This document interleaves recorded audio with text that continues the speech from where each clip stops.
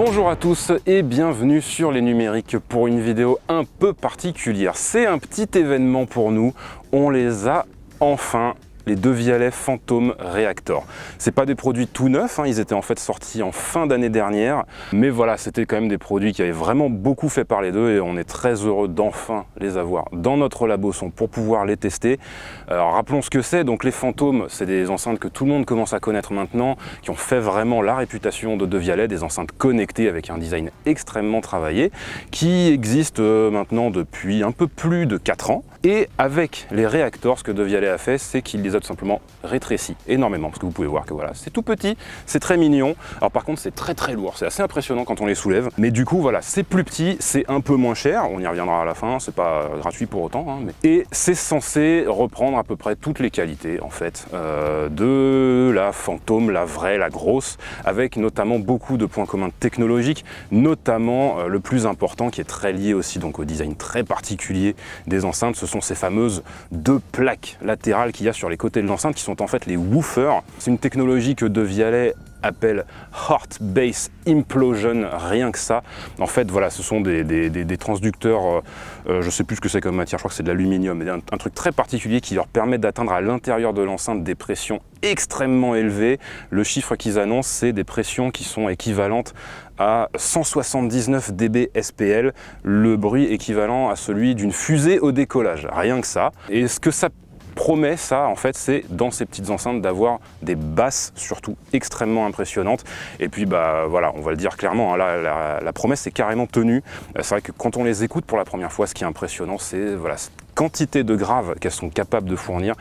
Dans un tout petit volume comme ça, elles descendent sans problème jusqu'à 30 Hz et même un peu en dessous. C'est vraiment très impressionnant.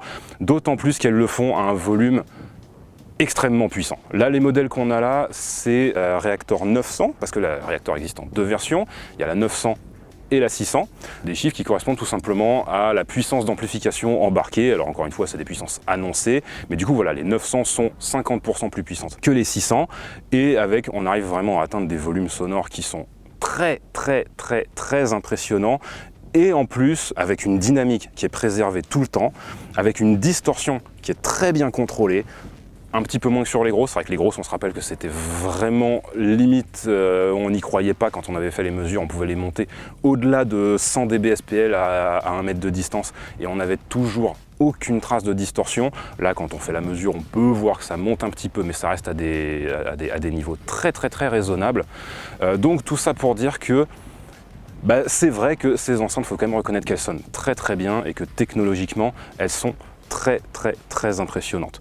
Maintenant, la question qui se pose, c'est malgré tout celle du rapport qualité-prix. J'ai commencé un petit peu à parler de prix tout à l'heure. Ces enceintes, elles coûtent, donc la version 600, c'est 990 € pour une enceinte. Pas pour la paire, pour une enceinte. Donc si vous voulez une paire stéréo comme ça, c'est 2000 €. Et si vous prenez le modèle 900, donc un petit peu plus puissant, là on monte à 1300 € l'enceinte et donc 2600 € la paire. Pour ce tarif-là, vous commencez à pouvoir avoir des choses de très bonne qualité dans le monde de la hi-fi un peu plus traditionnel. Moi, je pense notamment à des enceintes que j'aime beaucoup, qui sont les KEF. Il y a les LSX qui sont un peu de la même taille, qui ont un son aussi de très bonne qualité, peut-être même un peu meilleur par certains aspects. Il est peut-être un peu plus fin, un peu plus détaillé, et tout ça pour 1200 € la paire. Donc on est quand même 2 fois moins cher. Et puis toujours chez KEF, on a des modèles aussi plus gros qui sont les LS50 wireless, qui sonnent encore mieux, qui ont une extension dans les graves pas tout à fait aussi impressionnante que celle-là, mais quand même très satisfaisante. Et là voilà, on est à 2300 € la paire aussi pour les KEF LS50 wireless, pour un son qui est honnêtement objectivement meilleur. Après, c'est vrai que ces enceintes-là, elles ont pour elles ce design qui est quand même très particulier, qui peut déplaire, mais en général, quand il plaît beaucoup. Et puis voilà, il y a vraiment ce côté spectaculaire qui se retrouve à toutes les étapes de l'utilisation du produit. Il y a un truc notamment qui est assez rigolo, toujours sur ces fameuses ces espèces d'ouïes latérales, qui est que quand on installe les enceintes pour la première fois et qu'on a 2 enceintes comme ça qu'on veut installer, pour nous indiquer quelle est l'enceinte qu'on est en train de configurer, et en fait, il y a juste les petites ouïes qui font un petit aller-retour comme ça, comme si la machine était vivante et nous disait « Hey, coucou, c'est moi que tu es en train de configurer ». Ça sert à rien, mais c'est rigolo. Qu'est-ce qu'on pourrait dire d'autre dessus? Petit détail qui n'est pas sans importance. Par rapport au Phantom premier du nom, il y a de sérieux progrès qui ont été faits en termes d'ergonomie, de sérieuses simplifications notamment qui ont été faites. Et un petit truc qui est quand même assez agréable, c'est que maintenant, si vous voulez acheter une paire stéréo, vous pouvez appairer les deux enceintes en stéréo sans plus de matériel. Parce que les Phantoms, si vous vous en rappelez pas, pour appairer deux Phantoms de grande taille en stéréo, il faut en plus rajouter un petit boîtier de communication qui est vendu plusieurs centaines d'euros. Donc voilà, il n'y a pas de petit profit pour des enceintes qui sont déjà extrêmement chères. Là, c'est quand même agréable de pouvoir avoir un appairage stéréo qui fonctionne tout seul. Sur des points un peu plus traditionnels, ces enceintes évidemment sont avant tout conçues pour être utilisées comme des enceintes connectées, mais pareil, il y a quand même au moins un strict minimum syndical qui est respecté cette fois-ci en termes de connectique. Si je la retourne, on peut voir ici qu'il y a une prise jack qui sert en fait de combo, qui peut servir aussi donc soit d'entrée mini jack analogique, soit d'entrée SPDIF optique.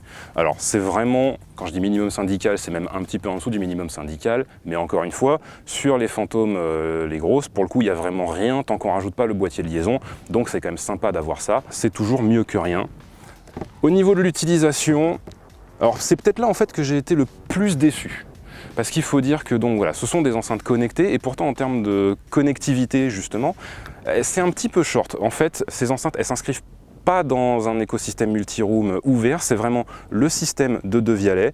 Il y a une application Devialet qui est disponible aussi bien sur iOS que sur Android, qui permet de faire la configuration, de streamer sa musique.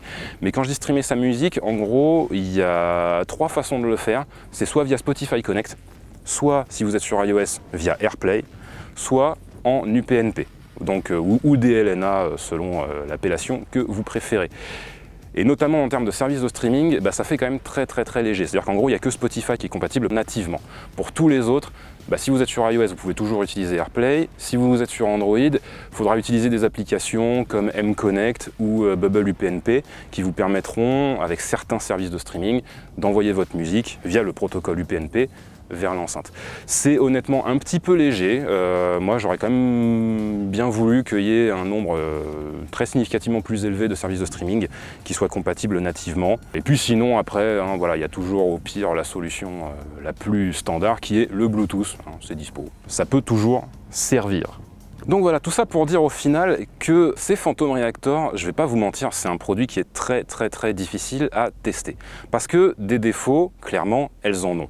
Le son, encore une fois, il est très impressionnant, mais par rapport au prix, on peut légitimement s'attendre à un petit peu mieux en termes de détails et de finesse. C'est une enceinte connectée, je l'ai dit, qui a finalement pas tant de fonctions connectées que ça. Pour compenser ça, il y a une entrée filaire, mais vraiment une seule, qui peut faire combo certes, mais enfin c'est quand même très léger. Donc voilà, au final, tout ça c'est plein de défauts qui font que on a peut-être quelque part un peu envie d'être méchant avec elle, mais en même temps on peut pas, parce qu'en fait tout ce qu'elle prétend faire, elle le fait super bien. Il y a vraiment ce côté grand spectacle en fait, qui est présent tout du long quand on l'utilise. Le côté vraiment théâtral du déballage, rien que le packaging qui est super bien foutu, et puis après cette installation avec les ouïes qui bougent et tout, les indications sonores qui sont super élégantes, qui sont très bien foutues, et puis après ce son voilà, qui est quand même hyper dynamique, très équilibré, très profond. Je ne l'ai pas dit, mais en plus avec une stéréophonie qui est très agréable. Quand vous en utilisez deux comme ça, il y a vraiment une largeur stéréophonique qui est vraiment probante.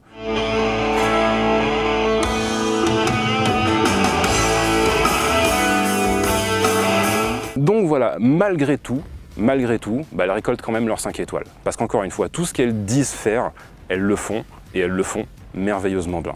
Donc si vous voulez être raisonnable, si vous voulez un produit vraiment, tout ce qui vous intéresse c'est la qualité sonore, c'est un côté très cartésien, j'ai envie de dire, du son, le meilleur rapport qualité sonore-prix, clairement c'est pas sur celle-là que vous allez vous diriger. Je vous conseille notamment les KEF dont j'ai parlé plus tôt à la place de ça. Mais si vous êtes séduit par le concept, si vous êtes séduit par le design, si vous êtes séduit par cette idée voilà, d'un son vraiment extrêmement spectaculaire, très puissant et très dynamique, et finalement, j'ai presque envie de dire fun tout simplement à écouter, et bien là dans ce cas, n'hésitez pas, sautez dessus, et de ce point de vue-là, elles font super bien leur travail. C'est dispo dès maintenant, j'ai dit le prix, c'est 1 300 € l'unité pour le modèle 900. 1000 € l'unité pour le modèle 1000. Le petit trépied là qui est pas fourni avec, c'est 150 € en plus. Encore une fois, il n'y a pas de petit profit, hein. Mais bon, voilà. Il paraît que De Vialès c'est déraisonnable. On en a la preuve.